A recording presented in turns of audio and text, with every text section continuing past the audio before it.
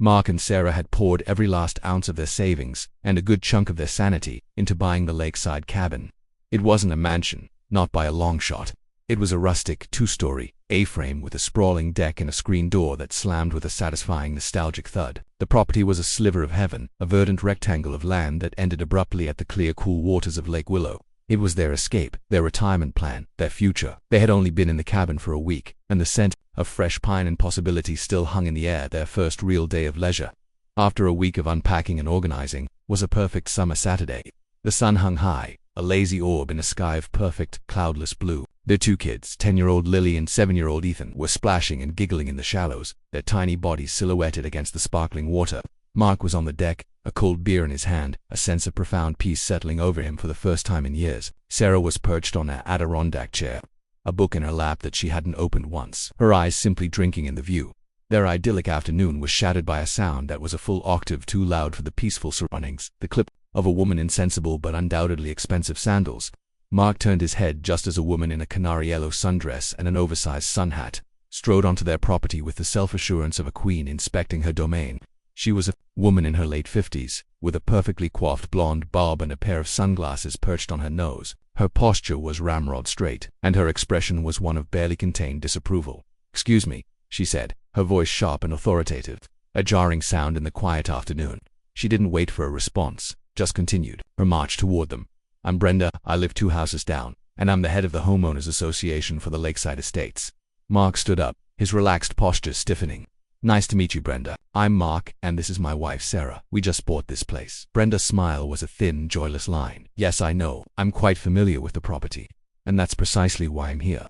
I'm afraid you and your family need to leave the lake immediately." Mark blinked. He half thought he hadn't heard her correctly. "Leave the lake? I'm sorry, I don't understand. We own this property. It's a lakefront lot." "The lot, yes," Brenda said, her voice laced with condescension, "but not the lake.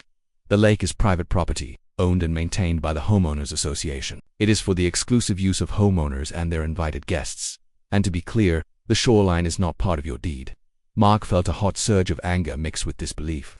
"That can't be right. The real estate agent, our lawyer, everyone, told us this was a private deeded lake. We bought this place because it had shoreline access."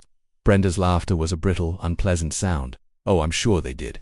I'm sure they told you whatever you wanted to hear to close the sale. The fact is, the HOA has an easement that gives us complete control of the shoreline and the lake itself.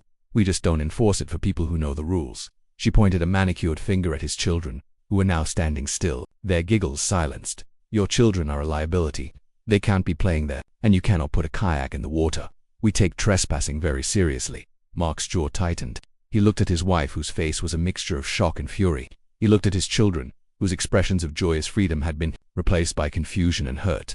He looked at the lake, the one he had dreamed of for years, and he saw a barrier where he had seen a welcome mat. "Brenda," Mark said, his voice dangerously low, "we'll look at our deed again, but I can promise you if there's been a mistake, it's not on our end. We're not leaving. You'll be receiving a formal notice of violation from the HOA," Brenda said, her tone a triumphant flourish, "and a fine. I suggest you read the bylaws carefully." With that, she turned and strode back the way she came, her yellow sundress a bright, irritating spot as she disappeared between the trees. The rest of the day was ruined. Mark, filled with a simmering rage, spent the afternoon pulling out the mountain of paperwork that had come with the house. The deed was a thick, legalistic tome, filled with arcane language and confusing maps, but he was a man who had built his career on details, and he was determined to find the truth. Ours turned into a restless night, with him poring over property lines and legal jargon. He called his real estate agent first. The agent, a man named Gary with a perpetually cheery disposition, was flustered. "Brenda, that woman is a menace. We've had issues with her before, but she's wrong, Mark, absolutely wrong. I personally verified the deed. Your property line goes right to the mean high water mark of the lake. It's in the title report. There is no easement." "Then why is she claiming there is?" Mark asked, his voice strained. Gary sighed. "She runs the HOA like her own private kingdom. She's a bully, Mark. She just picks on people she thinks she can intimidate. She likes to act like a little dictator. She probably figures you're new and won't fight back. You need to get your lawyer on it today." The lawyer, a nonsense woman named Ms. Reynolds, was less surprised and more resigned. "Brenda, oh yes, I've heard of her. Her reputation precedes her. Mark, your deed is clear. The survey shows your lot goes to the water's edge. There's no easement. I've reviewed the HOA bylaws," she cites, "and they are not enforceable on your property. We can send a cease and desist letter, or you can handle it yourself, but I suggest you document everything." Armed with the truth and a burning sense of indignation, Mark felt a new resolve. He wasn't going to let this woman bully him or his family. The next day he walked down to the shoreline with his family, carrying 2 new kayaks he had bought for the kids. He set them down on the sand, right at the water's edge, and smiled at his children.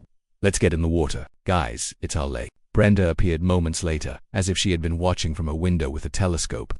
She came down the gravel path, her hands on her hips, a small, furious storm of yellow and white. "I see you've chosen to ignore my warning. Mr. Rourke, you've now incurred a $100 fine, and if you proceed, you will face further legal action. The HOA will not tolerate this." Mark took a deep breath. "Brenda, I've spoken to my lawyer and to the real estate agent. I have a copy of the deed, the survey, and the title report. My property line goes to the water's edge. There is no easement. I own this shoreline, and this lake is a private deeded lake, which means I, as a deeded owner of the shoreline, have full rights to its use. The HOA has no authority over my property." Brenda's face, a mask of righteous indignation, didn't falter. She laughed, but this time it was a more sinister sound. "You think you can come here and change the rules? That's not how it works, Mr. Rourke. I've been here for 20 years. The rules are the rules. My family was instrumental in creating this community, and we will not allow you to ruin it. You have no right to use this water. We will see you in court." She was bluffing. Mark knew it. He could see it in the slight tremor in her hands, in the way she avoided eye contact for a split second. But she was also a woman who believed her own lies with a conviction that was terrifying. He decided to play her game. "Okay, Brenda, we'll see you in court, but be prepared to show me the legal documents for this easement because my lawyer tells me they don't exist." Brenda turned and walked away, her heels clicking angrily on the gravel. Mark watched her go, then turned to his children. "Let's go, guys. Let's get in the water." Lily and Ethan, their fear replaced with a sense of defiance, scrambled into their kayaks. Mark felt a surge of pride as he pushed them off the shore, his heart swelling with a mix of fatherly pride and the triumph of a man who had stood his ground. The next few weeks were a battle of psychological warfare. Mark received a series of increasingly threatening letters from the HOA, all signed by Brenda, demanding he remove his kayaks, pay his fines, and cease and desist from using the lake. He responded to each one with a simple, polite but firm email, citing the legal documents that proved his ownership. He even attached a copy of the deed and the survey. But the letters kept coming. It was a war of attrition, and Brenda seemed to have a bottomless well of bile and bureaucracy to throw at him. One day he came home to find a chain stretched across his driveway, a private property sign hanging from it. He and Sarah were furious. He called the police. The responding officer, a bored-looking man with a world-weary sigh, listened to Mark's story. "Sounds like a civil matter, sir. I can't do anything about a chain on your driveway. But I can tell you that this woman, Brenda, she's a real piece of work. We get calls about her all the time." The officer suggested he get an official court order, a process that could take months. Mark, frustrated but not defeated, simply removed the chain and tossed it in the trash. The turning point came at the annual HOA meeting. Mark, who had initially planned to skip it, decided to attend. He was armed with a binder full of documents, a copy of the deed, the survey, the title report, and a chronological log of every email and letter he had exchanged with Brenda. He also had a secret weapon, a conversation with an elderly neighbor, a kind woman named Mrs. Gable, who had lived in the community since its inception. She had told him a story that would change everything. The meeting was held in a small community center, a musty room with folding chairs and a large table at the front. Brenda was at the head of the table, her face a serene mask of authority, a stack of papers in front of her. She began the meeting with a report on the finances, a droning monologue about the cost of lawn care and the need for new speed bumps. Then, she got to the real business.